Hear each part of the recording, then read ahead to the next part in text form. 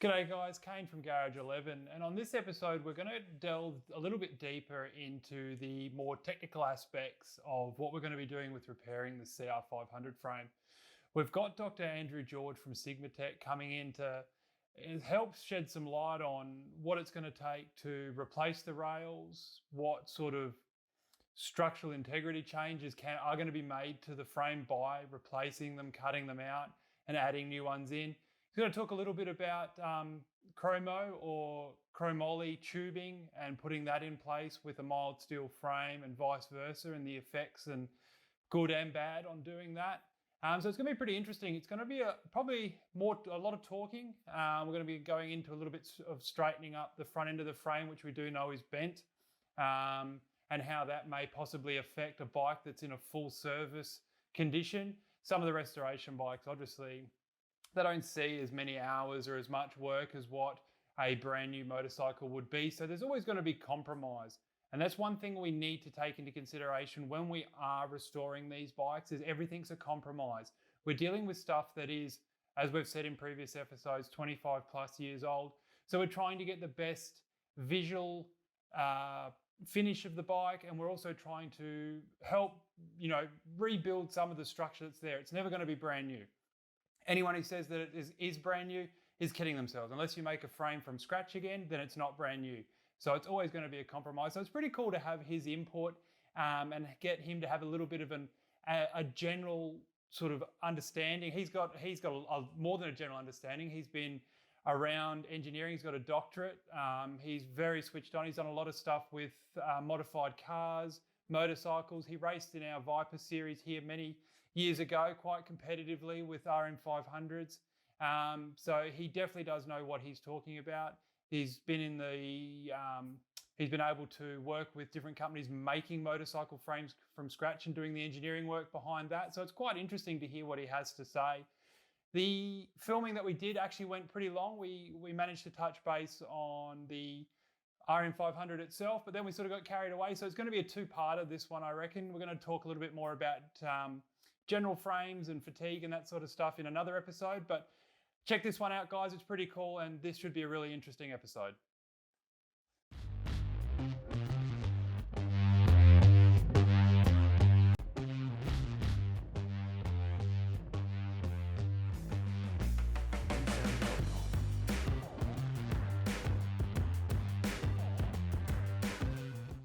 All right, Andrew's going to have a chat to us about what we saw quite obviously when we were stripping the bike down. The lower frame rails had obviously had a repair at some point in their life. Like we said in previous episodes, a lot of these old steel frame bikes have gone through a lot of abuse. Being 20, 25 years old plus, you get moisture in the rails, they do rust and they do rot. Being such a big part of the structural integrity of this frame, it's going to be good to get his opinion on how they're going to be repaired, what good practices could be, and what we can really look for from an engineering and a structure point of view post-repair as well. Thanks, Kane. So we can see from this, the first thing that we see is the most obvious. Someone's had a go at welding a piece of flat. Now, in some cases, you can make that work if you wanted to increase the strength of it, but in this case, really it's all bad. So somebody's used some less than acceptable welding. We don't know what they're covering up. So really this section has been damaged. The first step would be to remove this piece of flat, look at whether the tube's been damaged. It probably has by the look of its form. So in that case, what we need to do is replicate the original structure of this tube. Now the way that would occur is we can see we've got a fabricated section on this end, and it butt welds via a fillet weld to a fabricated section at the other end. So the frame repairer would make up a section of tube, bend it to the shape, re-weld these fittings to it, and at this end it would be pushed into this fabricated section that's been prepared to accept a new tube. It would be welded, and I would probably recommend that the tabs of the tube inside this fabricated section have a few plug welds just to give it some extra retention into the frame. This end's quite simple because the tube would be made a little bit longer rather than cut off and slit, and then the original weld would be replicated. And if the same tube from maybe a mold version of chromoly, because I'm not quite sure what these are made from, but it's probably 4130 or something, probably a lower version of the chromoly tube. It would weld in nicely without affecting any of the fabricated parts, and it would really give you your original structural integrity back. So that's completely plausible. There's two ways to do it. You can send it to a lab. You probably don't want to do that. So you'd assume that it's chromoly, because chromoly is no stiffer than steel. It just can be bent further before it doesn't bend back, which means that if you use chromoly and the rest of it was found to not be chromoly, it works fine. All right, Andrew, so if we were to remove this and you'd only find some moderate damage to the actual frame and you were to leave it, but knowing that there is possible a lot of fatigue and a lot of damage in that area, what would be the outcomes of this? What could happen if you were just to go on and powder coat it, reassemble the bike and go forth and ride it? Okay, so what we do is we come up with a worst case theoretical assumption, and we look at what might happen if that was true. So again, I'm not quite sure what the material is. My guess is that it's chromoly. My guess is it's probably better than the cheap mild steel you buy from Bunnings. As a result of this piece of flat, the composition of the steel may have been changed through this welding. We don't know, but we assume that that's true because it's worst case. In which case, the steel would have degraded. It's no longer as strong as it used to be. There may be imperfections in the tube. Imperfections in the tube, when the frame's being used as a motorcycle, over whoops, it's actually flexing like this. In whoops, in corners, it's actually being twisted like this. So what the worst case is that could occur is cracks will grow from this, which you may not see. If there's powder coating, sometimes cracks can grow under the powder coating, and complete structural failure of that frame tube could be the result, which means this will basically collapse when you least want it to, on the biggest, nastiest landing that you'll have on the track. Which is always the case when you're dealing with off-road dirt bikes. It always happens when you don't want it to. And someone will face plant in the ground as a result. So you really want to engineer that out from occurring. All right, Andrew, this is the subframe of that CR500 that we've just been talking about. And one of the things we did notice when we were pulling this bike apart was a very obvious weld mark on this section right here. Now, you could see it had been repaired because it's obviously been cartwheeled or damaged or landed on its back at some point. They've repaired it, looks fairly rudimentary, and it's already started to crack again.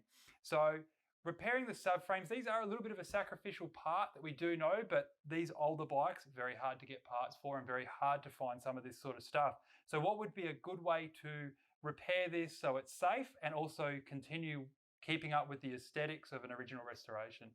Okay, so the first thing we look at is how it's loaded when it's being used. So it mounts down to the frame low, it mounts to the top of probably where the shock, which is a major structural point, up higher, and the seat sits over here, probably mounts here. So when the rider's loading the seat, you've actually got flexing like this in a very microscopic level, at a very microscopic level. Therefore, what we look to do is, when we repair these two tubes, I assume that it's just a weld and there's nothing in there. I can't feel there's anything in there. So we need to put a piece of tube inside these sections that joins the sections together. The piece of tube has angled ends, so when you look at the stresses and you run your finger across it, you can imagine that the stresses are actually being evened out as much into this part as we can, which means that it doesn't cause stress raises, because the difference between when a stress is high and a stress is not so high when it's being loaded, that's where the cracks start. So this is pretty much a cosmetic thing that would be ground off. It would be welded and then ground off, because the actual weld is not going to help us too much, not going to do too much for us. And the tube that's on the inside with the angled ends, the angled, would have 1, 2, 3, 4 holes drilled through the outside tube. It would be puddle welded by putting the MIG in there and just spinning it around, and then it would be ground flat. So you wouldn't actually see the repair, but the repair will sit inside the tube and will bring back the integrity of this section. Okay, perfect. Another thing we do see on a lot of these early steel frame CRs, as you can see down here, there's obviously relief holes for any moisture that may build up inside these lower rails. Now, from a layperson's point of view, looking at this, you would see that there's probably quite a high stress load in these 2 points here. Now these do rot, and they obviously rot right down here where this machined section, this laser cut section is welded into. Repairing these, is it a similar process that you would go through up here that you would go through down here to try and, if these were all rotted out and completely gone, to make this nice and strong in that area again? Yeah, so you need to, if this material has been corroded on the inside, you need to cut it off. You put your tube inside, which is not more than 1.5 times the metal thickness of the outside tube. You do your putter welds, you grind it all smooth, and then from your new section, you can then insert this tab will actually have a bit of length to it. You insert it in. If you want to over design, you put a putter weld both sides and do your perimeter weld. That'll last forever. Okay, and when you're talking about no more than 1.5, the thickness of the actual parent material, is that so there's not a really big load area or concentrated stress points within that? So you don't want to make it obviously too strong, you want to try and match or even just a little bit more than what is actually there already, is that correct? Yeah, the word we look for is a nice transition or a traverse. We want a stress traverse. So if you can imagine that this is held in a vise and there's a load of maybe 10 or 20 kilograms put on here, you need to see that the stress in the material resulting from this is smooth. Okay. And that is the thing that stops any fatigue cracking to occur due to mismatched stresses. Yep, perfect. All right.